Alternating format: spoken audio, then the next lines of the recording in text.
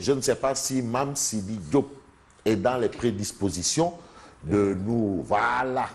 Et avec cette belle image de Malick Gadiaga live. Voilà, de l'université Cheikh Anta Diop de Dakar. Ça, c'est l'entrée principale de l'université Cheikh Anta Diop de Dakar. C'est la grande porte. Bon, on a justement à la une de l'enquête, à la une de Vox Populi, autant pour moi.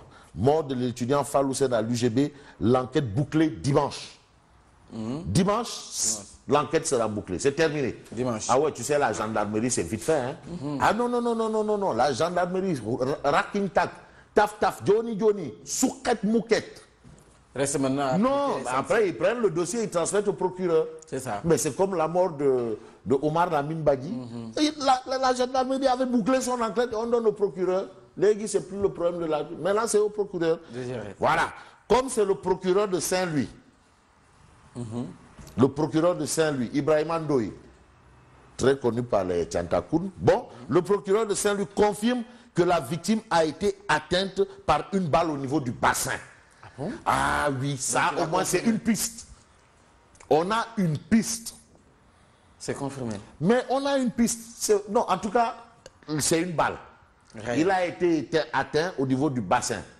Il y a une piste. Au moins, on a une piste. Donc ça, jusque-là, comme c'est le procureur qui le dit, Mbirba Ngok, procureur Ngok, Yen Ngok. Et puis le campus de l'UGB déserté, l'UCAD s'enflamme à nouveau, c'est ce qu'indique Vox Populi. Et puis Abdoulaye Sène, père de Fallou Sène, qui déclare « On a tué un fils pieux, mon espoir ». Voilà, ça c'est ce qu'indique Vox Populi ce matin. Que nous révèle la Tribune? Mais la Tribune parle de la mort de l'étudiant Fallou Sène de l'UGB, histoire de révéler le procureur Ndoye entre en scène. Le procureur Ndoye, très connu, hein? Parce que, ah, Ndoye. Il a eu à gérer des dossiers, vraiment. Mais Thiès à Thiès. Thiès, tu sais, Thiès. Ouais, Ndoye, non, non, Ndoye.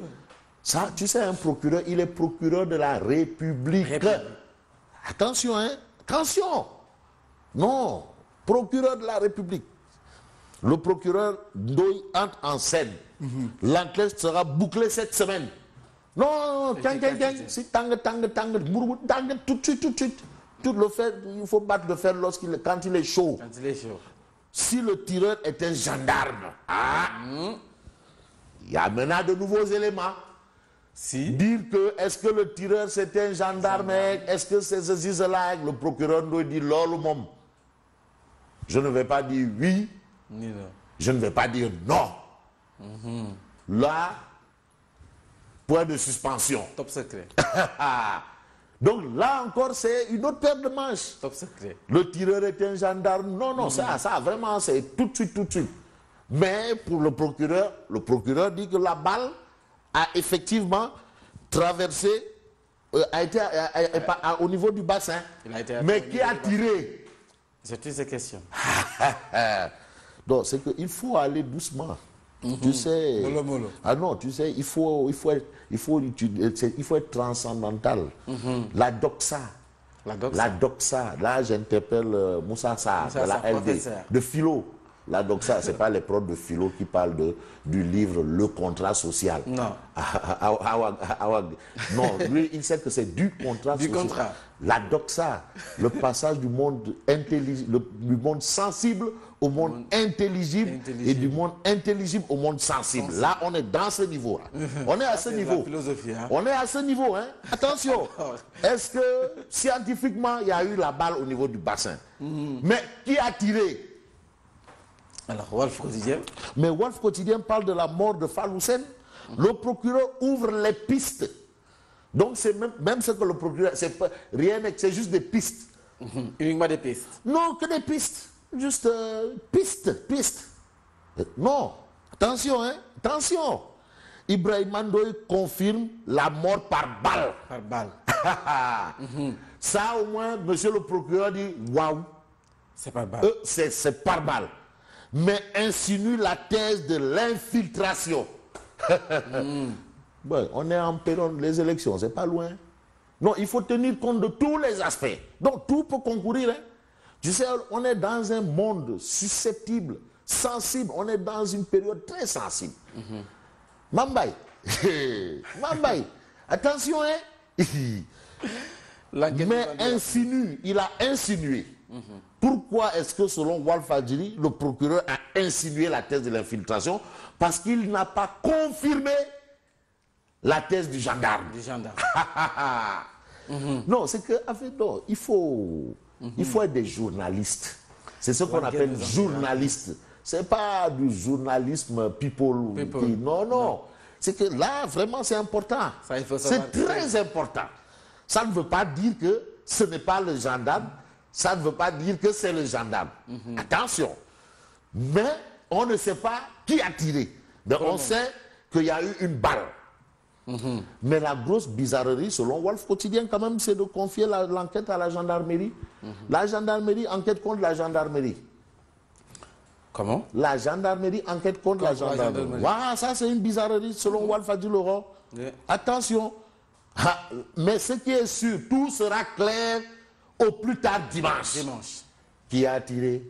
Est-ce que c'est le gendarme? Non, c'est-à-dire, la thèse du gendarme là, pour le procureur, parce que c'est le procureur de la République. Et puis Ibrahim Ando dit c'est pas non, faut demander. C'est pas quelqu'un qui non, lui c'est pas non. 24 heures après, retour sur les lieux. En tout cas, ça, c'est ce que révèle Wolf Quotidien ce matin. Et Wolf Quotidien parle de retard dans le paiement des bourses, parce que quand même, finalement, on est où là? Mais on est à quel siècle là? Mais non, attends, c'est quoi ça? C'est révolu. Mais maintenant, Macky Sall, qui est le père de tous les Sénégalais, oui, c'est le président de la République, c'est le père de tous les Sénégalais. D'accord? Voilà.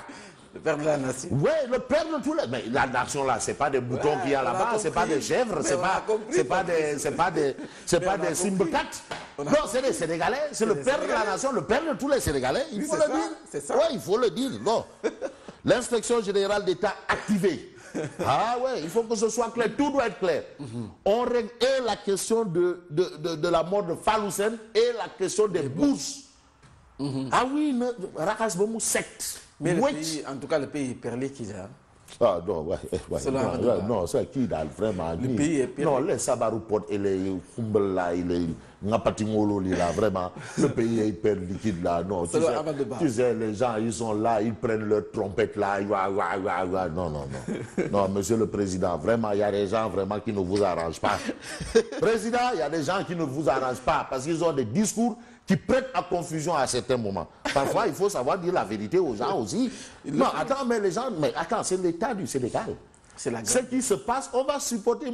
C'est la grande remplie. L'observateur. Mais l'observateur, lorsqu'il parle de la mort de Faloussen, autopsie d'une mort atroce. Donc, on a ce que révèle l'autopsie, justement, autour de cette mort. Alors, le procureur Ibrahim Ndoye souligne que l'enquête sera bouclée au plus tard la fin de cette semaine. Ah, procureur Momrakin taf Johnny, il n'y a pas à attendre. Non, tang. Bourou tang, djeur. Alors, Sud Quotidien. Sud Quotidien parle du décès de l'étudiant Faloussen, le système et les procédures de paiement des bourses d'études, Sud Quotidien, pour nous dire que l'UCAD est sous tension. Macky saisit l'IGE. Parce que le paiement des bourses là, mais attends, ça va pas quand même. Non, attends, on est au 21e siècle là. Hein? C'est quoi ces histoires de des retards? Non, mais attends, on est où là? Mais c'est quoi ça? Hein? Pour reprendre Sidi Ndiaye. Mais c'est quoi ces histoires là? Que des bobards. Que des bobards. Pour reprendre Sidi Ndiaye. Les gossemeurs là, avec Mbalo Diachab. Mbalo dit qu'il y a des gossemeuses. Ah, il y a des gossemeuses. Ouais. Il y a aussi des gossemettes. Des gossemettes. Ouais. Il y a des gossemettes. Des gossemeuses. Voilà. Alors, enquête. Mais enquête quotidienne, justement, sur les bourses. L'opacité totale. Les bourses là, l'opacité totale. L'opacité totale. Gestion des bourses des étudiants. On ne comprend rien, on ne sait rien, on ne voit rien. Parce que le président de la République avait dit que non, vous n'aurez plus de problèmes de retard de bourse. Avec la bancarisation. Ah oui, parce que quand même le président, ça, mais c'est une instruction ferme. Mais non, c'est une instruction. Et quand le président de la République parle, on exécute. Il n'y a pas à dire que non, oui, le président, on exécute. Donc c'est l'opacité totale. Malik Fall, secrétaire général du SAES, qui soutient qu'il faut faire un audit de ce secteur-là. Mais quand le ministre des Finances parle de 52 milliards de francs CFA destinés aux bourses, Malick Fall dit que ça va moom dafa mel ni dafa mën a daal dafa mën a daal dafa mën a daal